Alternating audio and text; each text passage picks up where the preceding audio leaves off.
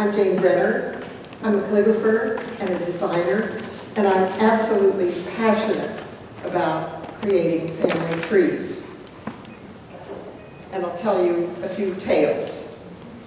Once upon a time, Diane Birnbaum, Berkeley Midrashah director, came to my studio. She saw a family tree I had done, and she said that she wanted one, but most of her family history was missing due to the Holocaust and lost records. But what she did know was precious and worth remembering. So I created a very simple family history for her parents' wedding anniversary. And then her husband wanted his side done. So I used an accordion book format, accessible and portable, because his father's work in the State Department needed to be remembered. I wrote several panels of text about this. A few years later, Russian records became available and Russians were immigrating to America. So a third tree for the family was made with the newly discovered relatives. And then a fourth tree, which inspired a family reunion of over 100 people. An 80-year-old family member spoke for an hour without notes, and the video of that talk was shown to me, a most moving experience. I was told that none of this would have happened if I hadn't encouraged the creating of that first family tree. What I came to realize was that lineage was only part of the story. Narrative material, anecdotes, photos, and illustrations could be incorporated to spur further storytelling. But sometimes there's no tree to be climbed, only a gathering of twigs.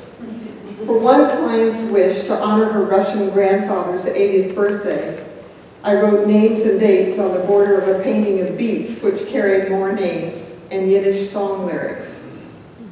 Not many families can put names to 11 generations, but the Green family of San Francisco, who can, commissioned a family tree which goes back to colonial American Jewish history, a veritable sequoia. It shows Gershom Satius, the patriot rabbi who took the Torah when the British seized New York, fled to Connecticut, and who later officiated at George Washington's inauguration. There are other shining lights: Uriah Levy, Chaim Solomon, Emma Lazarus, Civil War soldiers, early San Francisco Jewish leaders, a Sierra Club founder, and present-day public servants on the national level. The links with the present are made. 18th century ancestors are married in a London synagogue after escaping from Portugal. That London rabbi is an ancestor of a well-known present-day San Francisco rabbi. The newest child in this long line is born in Jerusalem to American and British parents, also married in a London synagogue. And so the continuum of life is celebrated in both words and images. Maps and text tell escape stories. For the Lauder family, there was one from Vienna in 1938 to Belgium, then to England, and then eventually onto a ship in the North Sea which picks up survivors from another ship which had been torpedoed. On one history, there is the escape from a French internment camp in 1939, and on the other side of the family tree is a painting of a ship for the part of the family which fled on the Mayflower in 1620. Another map shows the escape through Russia to Shanghai, China, in World War II. Rabbi Stuart Kelman commissioned a family tree for which he asked me to interview his parents.